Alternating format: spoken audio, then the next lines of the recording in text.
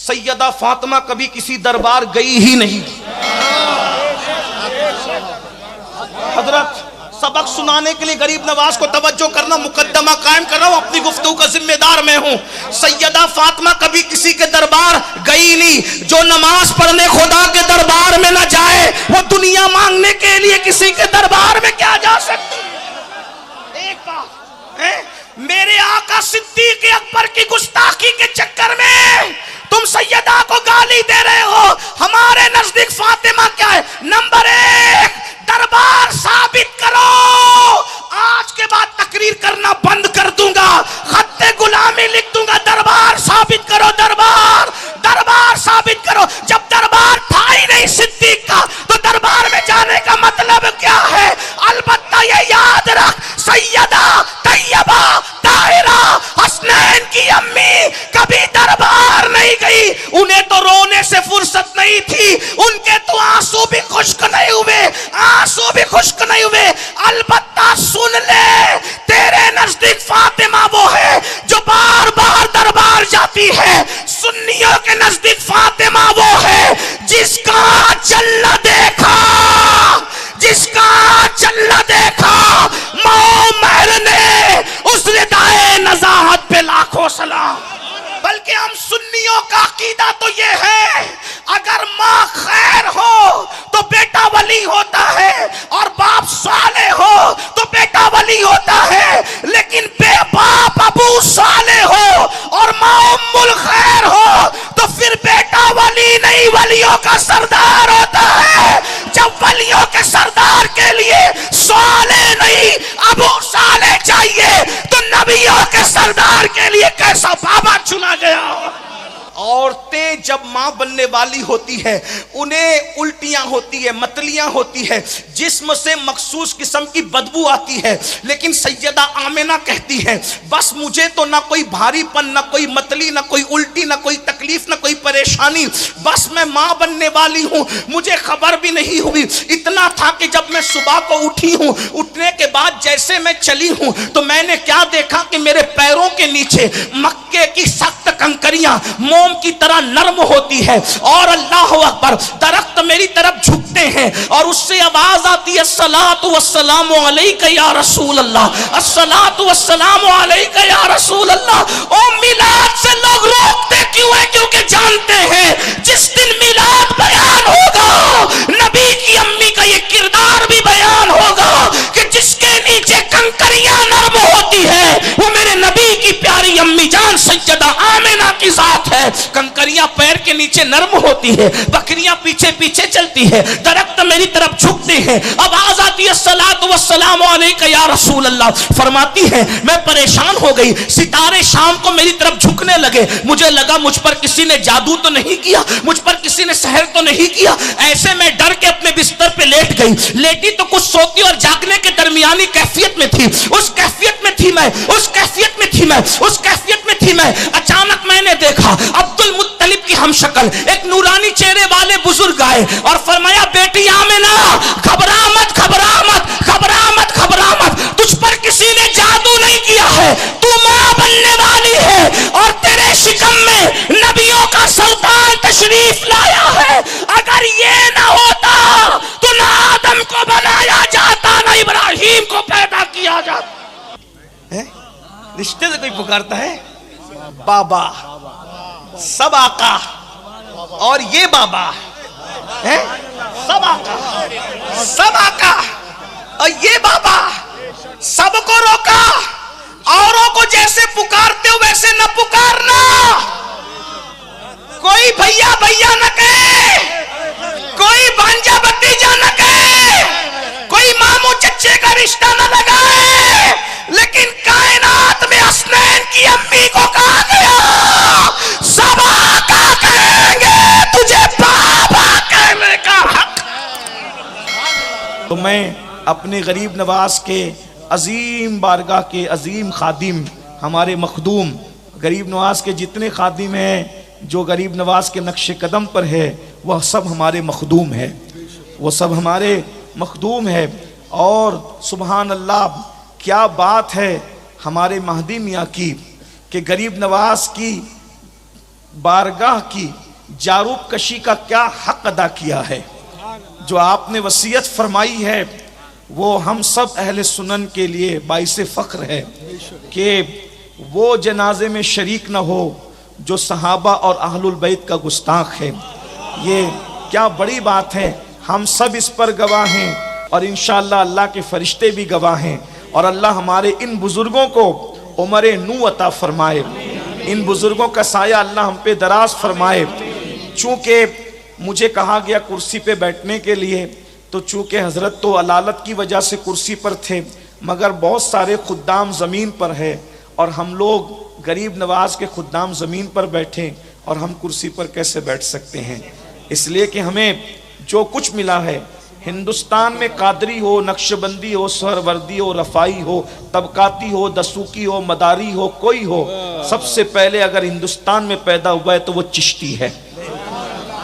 और गरीब नवाज का के मुनकिर को सुन्नी कहलाने का हक है ही नहीं।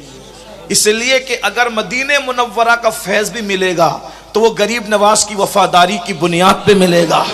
नजफ अशरफ का फैज़ान भी मिलेगा तो वो गरीब नवाज की वफादारी की बुनियाद पर मिलेगा। अगर करबला से दिल के तार जुड़ेंगे तो गरीब नवाज की वफादारी की बुनियाद पर। और कोई भी सच्चा कादरी उस वक्त तक हो ही नहीं सकता जब तक कि वो मेरे ख्वाजा की चौखट का सच्चा वफादार न हो जाए। ख्वाजा हिंद वो दरबार आला तेरा, कभी महरूम नहीं मांगने वाला तेरा। ये महफिल बड़ी खूबसूरत है और यहां मैं कोई खिताब करने नहीं आया, मैं तो सिर्फ अपने गरीब नवाज को सबक सुनाने के लिए आया हूं। बस उनकी नजर मुझ पर पड़ जाए, उनके नाना का जिक्र उनकी चौखट पर करने के लिए आया हूं और अपना हाल दिल सुनाने के लिए आया हूं। मेरे भाइयों, बुजुर्गों के सामने, उस्तादों के सामने खिताब नहीं होता तो गरीब नवाज के सामने किसकी औकात है खिताब करना। यहां तो हम सिर्फ सबक सुनाने आए हैं।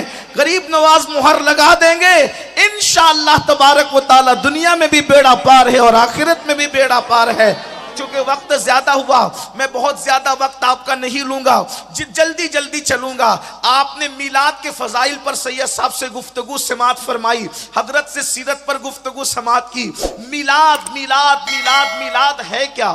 इसलिए कि हम सुनते हैं कि मिलाद मनाओ, मिलाद मनाओ, तो मिलाद है क्या? शेख मुहक्किक शेख अब्दुल हक मुहद्दिस देहलवी ने भी लिखा है, अगर किसी जगह मिलाद पढ़ दी जाए, तवज्जो फरमाए, अगर किसी जगह मिलाद पढ़ दी जाए, साल भर इंशाअल्लाह वहां चोरी नहीं हो सकती, वहां आग नहीं लग सकती, वहां मुसीबत और बर्बादी नहीं आ सकती। यानी एक दिन मिलाद पढ़ा जाए तो साल भर तक के वो खित्ता अमन व अमान का गहवारा बन जाए। एक मर्तबा ताउन की वबा फैली थी, बुजुर्गों से पूछा गया ताउन की वबा आ गई है, इसका इलाज क्या है?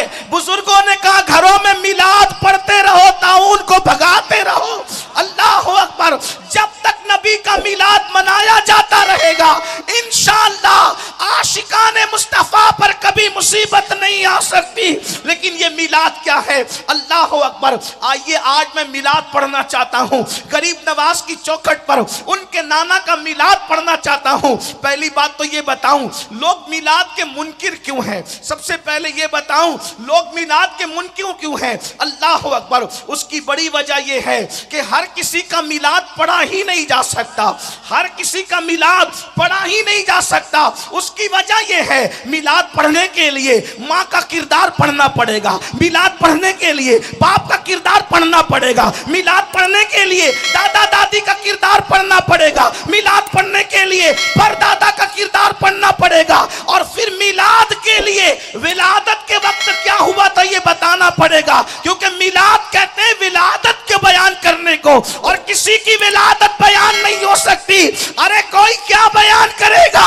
रोते हुए पैदा हुआ, गंदगी में पैदा हुआ, गलाजत में पैदा हुआ, बोलो ये बयान करेगा? पैदा हुआ तो बेहोश था, पैदा हुआ तो नाक बह रही थी, पैदा हुआ तो गंदगी लेके आया था, बोलो किसी का मिलाद बयान हो सकता है? हरगिज़ नहीं। लेकिन एक जात ऐसी है, हम सबका आका, हम सबका मावा, हम सबका मौला, जिसका कलेमा पढ़ते हैं उसका मिलाद पढ़ते जाओ और मुसीबतों को भगाते जाओ। अल्लाह अकबर। जमाने में आए बहुत आने वाले, कोई तुस्सा आया ना आने वाले, सिराज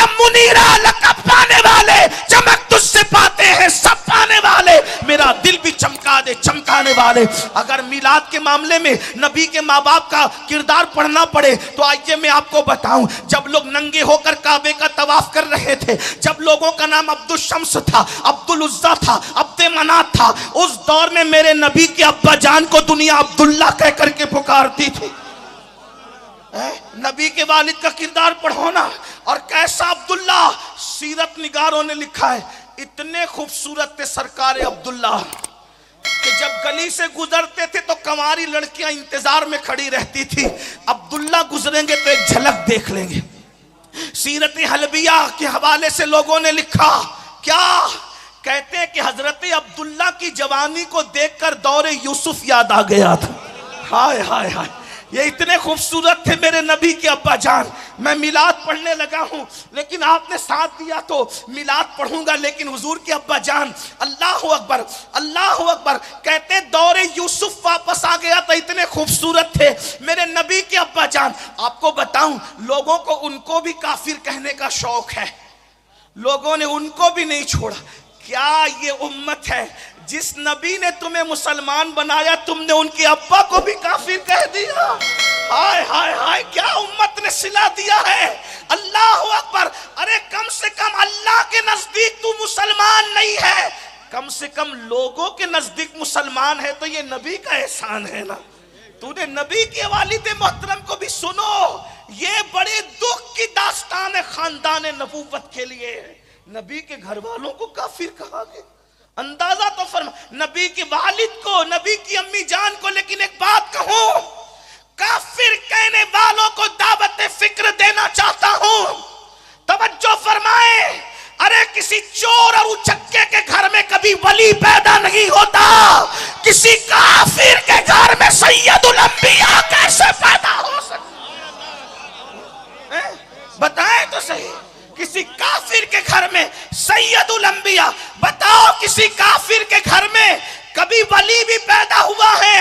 बल्कि हम सुन्नियों का अकीदा तो ये है, अगर माँ खैर हो तो बेटा वली होता है, और बाप साले हो तो बेटा वली होता है।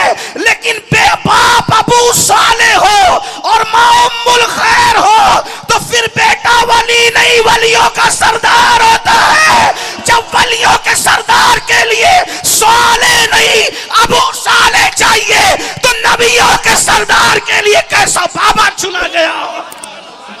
उनका बाबा कैसा?